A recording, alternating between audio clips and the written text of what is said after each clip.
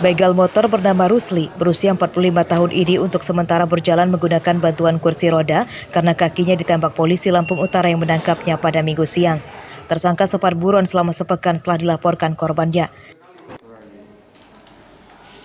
Kamu sudah berapa kali ngerampok kamu ya?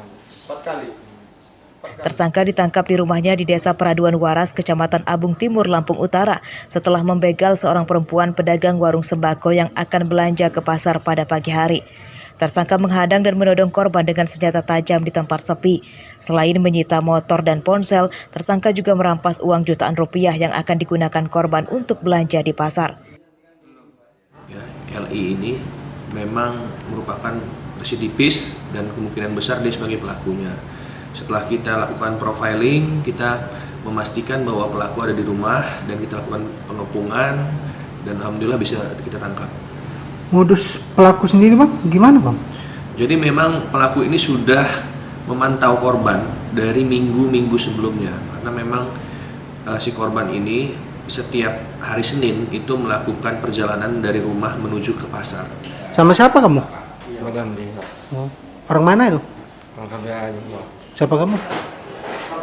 Masih kawan aja. Oh. Di mana kamu ngelakuinnya?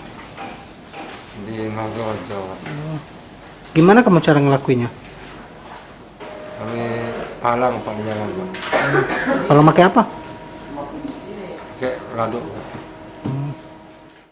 Seorang teman tersangka masih buron. Polisi tidak menyita barang bukti apapun karena motor hasil kejahatannya telah dijual ke penadah dan uangnya telah habis untuk foya-foya. Tersangka terancam 9 tahun penjara. Ardio Haba melaporkan dari Lampung Utara.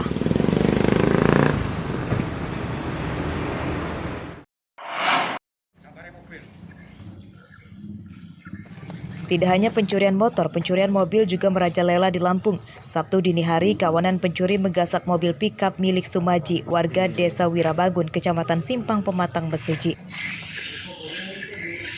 Pencurian terekam kamera CCTV yang dipasang di rumah korban.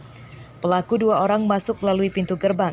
Keduanya merusak kunci pintu dan mendorong mobil yang diparkir di depan garasi samping rumah korban. Mobil baru dinyalakan dan dibawa kabur setelah jauh dari rumah korban. Kan tak parkir di sini. Nggak taunya pagi-pagi hilang sudah jam 7 pagi. Jam 7 pagi. Mobil apa itu, Pak? L300 2011.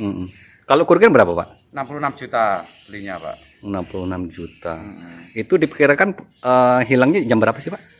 Kalau lihat di CCTV itu jam 2 lewat 51 menit sampai selesainya keluar itu jam 2 lewat 57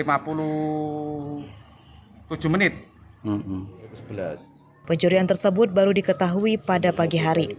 Pencurian mobil pickup telah dilaporkan ke Polres Mesuji pada Minggu siang. Korban memberikan rekaman CCTV untuk membantu polisi mengenali identitas pelaku. Korban meminta polisi menangkap para pelaku. Mustaqim melaporkan dari Mesuji.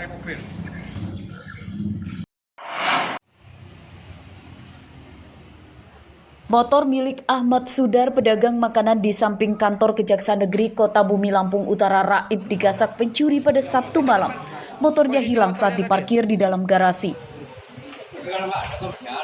Pencurian terjadi saat korban istirahat di dalam rumah usai menutup warungnya.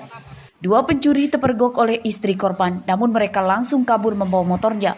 Alat yang digunakan mencuri berupa kunci letter T diduga milik pelaku tertinggal di TKP. Kemalingan ya? Kronologisnya gimana itu, Mas? Itu lagi di dalam ya. Di dalam? Tapi cepat benar pokoknya langsung ambil motor. Istri saya jerit-jerit, saya kejar. Kunci LT-nya jatuh dia. Tapi saya nggak orangnya langsung kabur. Kira-kira nggak sama orangnya?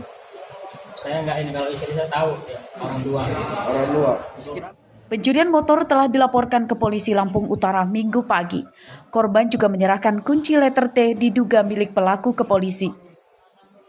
Ardio Haba melaporkan dari Lampung Utara.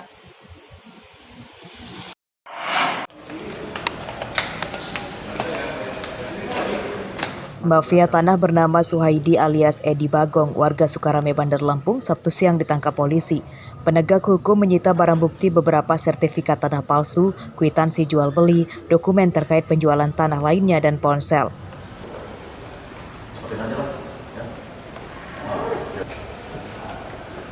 Kasat Reskrim Polresta Bandar Lampung, Kompol Devi Sujana mengatakan dari kejahatannya tersebut tersangka telah mendapatkan uang lebih dari 2 miliar rupiah.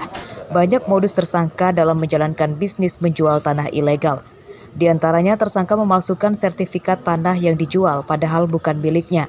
Tersangka juga mahir mengganti nama pemilik tanah dalam sertifikat. Modus lain yakni tersangka menipu korban pemilik tanah. Ia berpura-pura akan membeli tanah korban. Tersangka memberikan uang muka jutaan rupiah dan meminjam sertifikat asli dengan alasan untuk dicek ke kantor BPN. Tanah korban tersebut kemudian dijual tanpa ada pelunasan dan tersangka kabur.